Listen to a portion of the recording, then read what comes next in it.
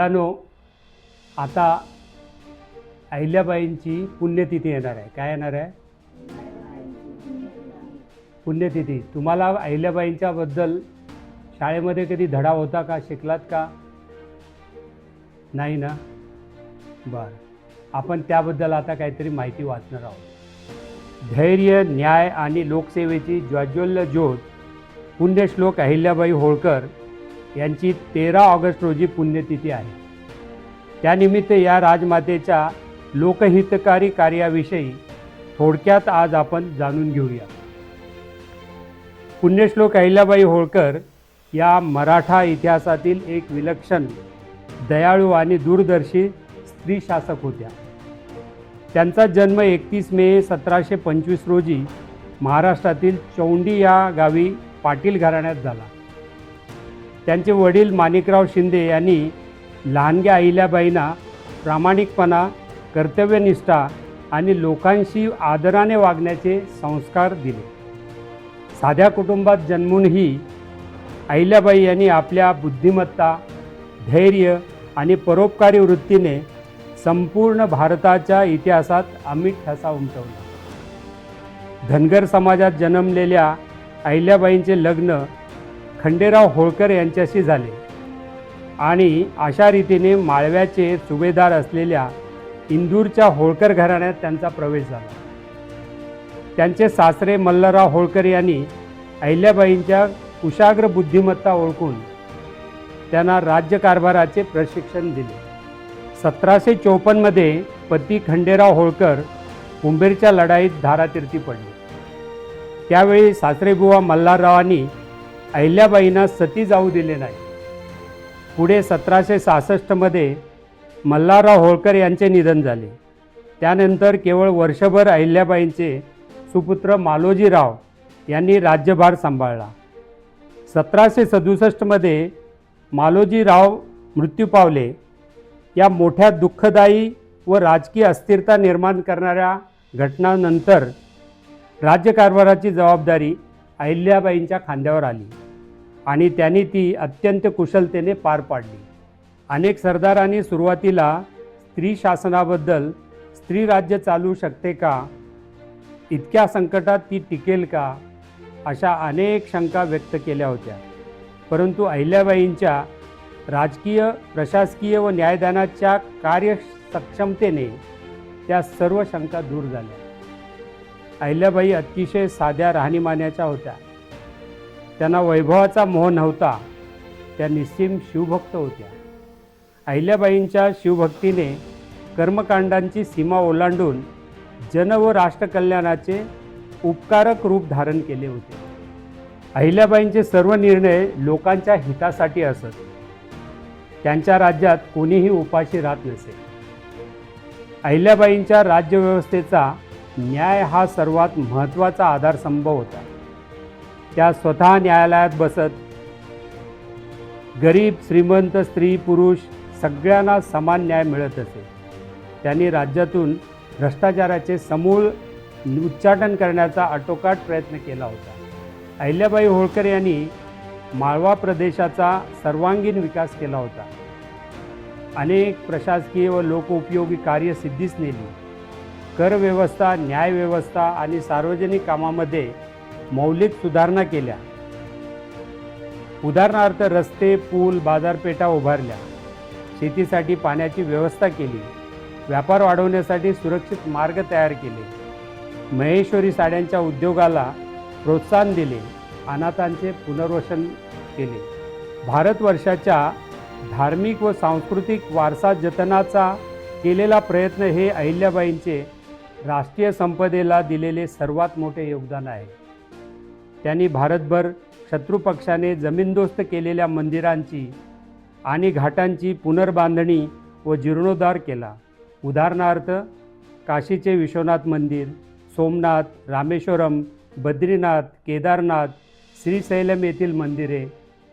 त्यांनी मथुरा, अयोध्या, उज्जैन येथे नवीन मंदिरांची उभारणी देखील केली. गंगा नदीसहित अनेक पवित्र नद्यांवर घाट बांधले. यात्रेकरूंसाठी धर्मशाळा आणि अन्नछत्रे बांधली. सदावर्ते पाणपोया उभारल्या. या सर्व कामांची नोंद त्या काळातील शिलालेख, दस्तऐवज आणि प्रवाशांच्या वर्णनांमध्ये आढळते. अहिल्याबाई 70 वर्ष वयाच्या असताना मध्य प्रदेशातील महेश्वर या त्यांच्या राज्याच्या राजधानीमध्ये 13 ऑगस्ट 1795 रोजी वृद्धापकाळाने त्यांचे निधन झाले. त्यांच्या मृत्यूनंतर आज देखील त्यांनी केलेल्या समाजहितकारी कार्यामुळे त्यांच्या स्मृती लोकांच्या मनात जागृत आहेत. इतिहासकार त्यांना भारतातील सर्वात न्यायप्रिय आणि लोकाभिमुख स्त्री शासकांपैकी एक मानतात. लोकमाता अहिल्याबाईंचे आदर्श व्यक्तिमत्व व राज्यकारभार यातून आपण सर्वांनीच जे सार आत्मसात करावे ते असे. संकटाप्रसंगी डगमगून जाऊ नये, संकटाशी धैर्याने 2 हात करावे, न्यायाच्या बाजूने ठाम उभे राहावे आणि समाजहितासाठी सतत झटत राहावे.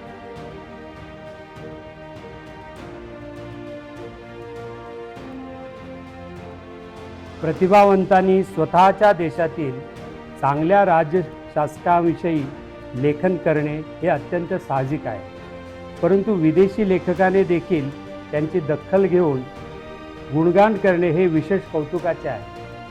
म्हणूनच आज मी प्रसिद्ध स्कॉटिश कवयित्री श्रीमती जोआना बेली यांनी पुण्यश्लोक अहिल्याबाई यांच्या गौरवार्थ अहिल्याबाई अ पोएम या नावाचे एक दीर्घ काव्य लिहिले आहे. त्यातील शेवटचे कडवे तुम्हाला आज मी ऐकवणार आहे. In better days from Brahma came to rule our land a noble dame. Kind was her heart and bright her fame and Ahilya was her honoured name. Joanna Baillie येथे अहिल्याबाई होळकरांना देवदत्त, उदात्त आणि लोककल्याणकारी राजमाता म्हणून संबोधतात. त्यांचा पूर्ण ओळीवर अर्थ सांगायचा म्हटलं तर, in better days from Brahma came to rule our land a noble dame. Dame म्हणजे राज्यकर्ता किंवा राज्य शासक, स्त्री शासक. अहिल्याबाई या ब्रह्मदेवाने म्हणजेच विश्वाच्या निर्मात्यानेच धाडलेल्या दैवगुणी राजमाता होत्या. इतिहासातही त्यांच्या राज्यकारभाराला सुवर्णयुग म्हटले जाते. 1767 मध्ये त्यांनी माळवा राज्याची सूत्रे हातात घेतली आणि जवळपास 3 दशकं शांतता व न्यायाने राज्य केले. Kind was her heart and bright her fame. Fame म्हणजे कीर्ती. अहिल्याबाईंचे हृदय दयाळू, न्यायप्रिय आणि लोकाभिमुख होते. त्यांनी शेतकरी, विधवा, व्यापारी, यात्रेकरू सर्वांच्या अडचणी स्वतः ऐकून सोडवल्या. त्यांच्या कीर्तीचा प्रकाश माळवापलीकडे संपूर्ण भारतभर पसरला. And Ahilya was her honoured name. Honoured म्हणजे आदरणीय. येथे कवयित्री आदराने त्यांचे नाव अहिल्याबाई असे उच्चारते. काशी विश्वनाथ मंदिराचे पुनर्निर्माण, सोमनाथ, गया, रामेश्वरम यात्रामार्गावरील घाट, विहिरी, धर्मशाळा त्यांची कामे आजही भारतभर दिसतात. त्यामुळे अहिल्याबाईंचे नाव पवित्रता, उदारता आणि आदर्श शासन याचे प्रतीक बनले. पुण्यश्लोक अहिल्याबाईंचे नाव आणि कार्य आजही आदराने स्मरले जाते. महाराणी अहिल्याबाईंच्या संस्कृती जतन करणाऱ्या व लोकहितकारी राज्यकारभाराला मानवंदना म्हणून या दीर्घ काव्यामध्ये त्यांनी खालील उद्गार देखील काढले आहेत. For 30 years her reign of peace, the land in blessings did increase, and she was blessed by every tongue, by stern and gentle, old and young. And where her works of love remain, on mountain pass, on hill or plain, there stops the traveler a while, and eyes it with mournful smile, with muttering lips that seems to say, this was the work of Ahilyabai. For 30 years, her reign of peace, the land in blessing did increase. Reign means कारकीर्द किंवा राज्यकाल. Increase means वाढ, वृद्धी किंवा भरभराट. येथे कवयित्री अहिल्याबाईच्या सन 1767 ते 1795 या जवळपास 30 वर्षाच्या शांततामय कारकिर्दीचा उल्लेख करते. त्यांच्या राज्यकारभारात शेती, व्यापार, न्यायव्यवस्था आणि जनजीवन सर्वच क्षेत्रात भरभराट झाली. And she was blessed by every tongue, by stern and gentle, old and young.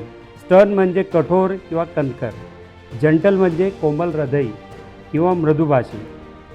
कठोर योद्धेच असोत किंवा कोमल स्वभावाचे ग्रामस्थ, वृद्ध असोत किंवा लहान मुले, सर्वच लोक त्यांना आशीर्वाद देत. इतिहासात अहिल्याबाई न्यायप्रिय, दयाळू आणि सर्वांची गाऱ्हाणी ऐकण्यास सहज उपलब्ध अशा आदर्श राजमाता म्हणून ओळखल्या जातात. And where her work of love remain on mountain pass, on hill or plain. Mountain pass म्हणजे घाट, प्लेन म्हणजे समतल मैदानी प्रदेश. भारतभर पसरलेल्या त्यांच्या धर्मशाळा, घाट, विहिरी, रस्ते आणि मंदिरे, काशी विश्वनाथचे पुनर्निर्माण, सोमनाथ, रामेश्वरम, गया इत्यादी ठिकाणावरील कामे या सर्वांचा उल्लेख येथे आहे. There stop the traveller a while and eyes it with a mournful smile. Mournful म्हणजे दुःख बऱ्या. प्रवासी आजही त्या वास्तू पाहून थबकतात. त्यांच्या चेहऱ्यावर एक मधुर परंतु किंचित विरह भाव असलेले स्मित उमटते. जणू अशा उदात्त राजमातेच्या स्मृती जागृत होतात. With muttering lips that seems to say this was the work of Ahilyabai. त्या वास्तू पाहून प्रवासी नकळत पुटपुटतात. हे अहिल्याबाईने आपल्या कारकिर्दीमध्ये उभारलेले काम आहे. म्हणजेच त्यांची कीर्ती आणि कार्य आजही लोकांच्या मनात जिवंत आहेत. तर ह्या अशा आहेत आमच्या परोपकारी, धर्मपरायण, वीरांगना, पुण्यश्लोक अहिल्याबाई. जय हिंद, जय भारत.